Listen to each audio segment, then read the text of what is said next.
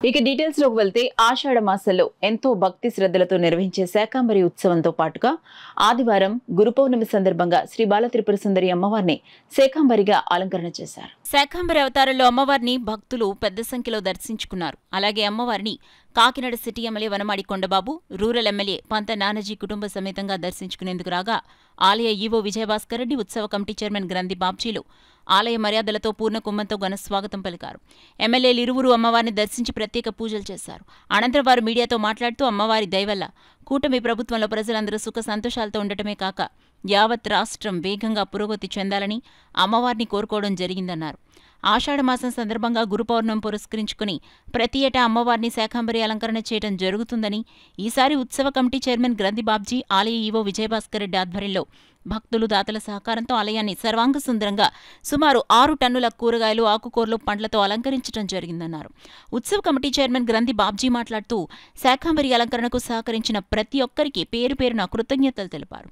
ఈ కార్యక్రమంలో city TDP అధ్యక్షులు మల్లిపూడి వీరు, ఉపాధ్యక్షులు మమతా శ్రీనివాస్, కూటమికి చెందిన ఇరు పార్టీల నాయకులు, కార్యకర్తలు పెద్ద సంఖ్యలో పాల్గొని అమ్మవారిని దర్శించుకున్నారు. ఈ రోజు గురు పౌర్ణమి కూడా కలిసి వచ్చింది. ఈ రోజున చాలా మంచి రోజు, గురువులకి సత్కరించుకునే రోజు, గుర్తు చేసుకునే రోజు. అదే ఈ సందర్భంగా అమ్మవారిని కోరుకున్న ఈరోజు కాకినాడ ప్రజలే కాదు, రాష్ట్ర ప్రజలందరూ కూడా సుఖ సంతోషాలతో ఉండాలి, ఆయురారోగ్యాలతో ఉండాలి. అదేవిధంగా పాడి పంటలు పుష్కలంగా పండి రైతులు అదేవిధంగా అందరూ బాగుండాలి, పారిశ్రామికంగా అభివృద్ధి చెందాలి ఈ రాష్ట్రం. ప్రజలు ఏదైతే కోరుకుంటున్నారో ఆ కోరికలన్నీ నెరవేరాలి. అదేవిధంగా ముఖ్యంగా ఈరోజు యువతకి ఉద్యోగ అవకాశాలు కల్పించి ఈ రాష్ట్రంలో యువతనంతగా ఆదుకోవాలి.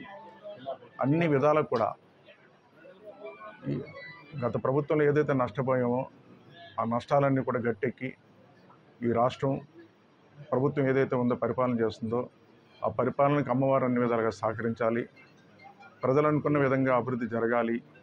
భవిష్యత్తులో ఈ రాష్ట్రాన్ని దేశంలోనే నెంబర్ 1 రాష్ట్రంగా తీర్చిదిద్దగాలనేది ఈరోజు ఈ కూటమి ప్రభుత్వం యొక్క ముఖ్య ఉద్దేశం. ఈ కూటమి ప్రభుత్వకి అమ్మవారి పూర్తి సహకారం అందించాలని, అదేవిధంగా కాకినాడ ప్రజల ఆశయాలు, ఆలోచన విధానాలన్నీ కూడా నెరవేర్చాలని మరొకసారి అమ్మవారిని మనస్ఫూర్తిగా కోరుకున్నానని కూడా సందర్భంగా తెలియజేస్తాను. మా అందరికీ కులదైవం. ప్రతి సంవత్సరం కూడా ఆవిడ పూజ చేసుకోవడం, తరచుగా ఈ గుడికి రావడం జరుగుతూ ఉంటుంది. ఆవిడ ఆశీస్సుల వల్ల ఈరోజు నేను ఈ పదవిలో ఉన్నానని చెప్పి బలంగా నమ్ముతున్నామని నేను. అట్లాగే ఈ సంవత్సరం మా చైర్మన్ గారు ఆధ్వర్యంలో మరొకసారి చాలా బ్రహ్మాండంగా నవరాత్రి ఉత్సవాలు జరగాలని. ఎందుకంటే అన్ని గుళ్ళకి కన్నా ఈ గుడికి ఉన్న ఒక ప్రత్యేకత ఏంటంటే, ఈ అమ్మవారి దగ్గర ఏమన్నా కోరుకుంటే ఖచ్చితంగా రిజల్ట్ కనపడుతూ ఉంటుంది ప్రతిసారి. అక్కడే వీరభద్ర స్వామి ఉన్నారు, మా శివులు ఉన్నారు.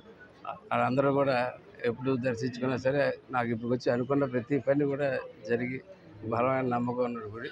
అలాగే ఈసారి ఉత్సవాలు చరిత్ర బాగా జరగాలని, అలాగే నూతన ప్రభుత్వానికి అమ్మవారి ఆశీస్సులు ఉండాలని, చంద్రబాబు గారికి, పవన్ కళ్యాణ్ గారికి ముఖ్యంగా అమ్మవారి యొక్క ఆశీస్సులు ఉండి మంచి పరిపాలన ప్రజలకు మా ద్వారా అందించాలని చెప్పి కోరుకుంటే సెలవు. ఈవేళ మన నగర శాసనసభ్యులు శ్రీ కొండబాబు గారు, అలాగే రూరల్ ఎమ్మెల్యే పంత నానాజీ గారు కూడా వచ్చి దర్శనం చేసుకోవడం చాలా ఆనందించదగిన విషయం. వర్షం ఉన్నప్పటికీ కూడా ప్రజలందరూ కూడా వచ్చి అమ్మవారి దర్శనం చేసుకుని తీర్థ ప్రసాదాలు స్వీకరించారు. ఇంకొక నా వరకు ముఖ్యమైనటువంటి విషయం, ఇప్పుడే మన శాసనసభ్యులు దీనికి అధికారికంగా నన్ను నియమించడం జరిగింది. ఇంకొక అదృష్టం, కొండబాబు గారు 3వసారి ఎమ్మెల్యేగా కాకినాడకి ఎలక్ట్ అయ్యారు. అలాగే ఈ త్రిపుర సుందర గుడికి 3వసారి నేను కూడా చైర్మన్గా ఉండే అదృష్టాన్ని అమ్మవారు కొండబాబు గారి ద్వారా కలగజేసినందుకు మీ ద్వారా, ప్రజలందరి ద్వారా కూడా కొండబాబు గారికి హృదయపూర్వకంగా అభినందనలు తెలియపరచుకుంటున్నాను.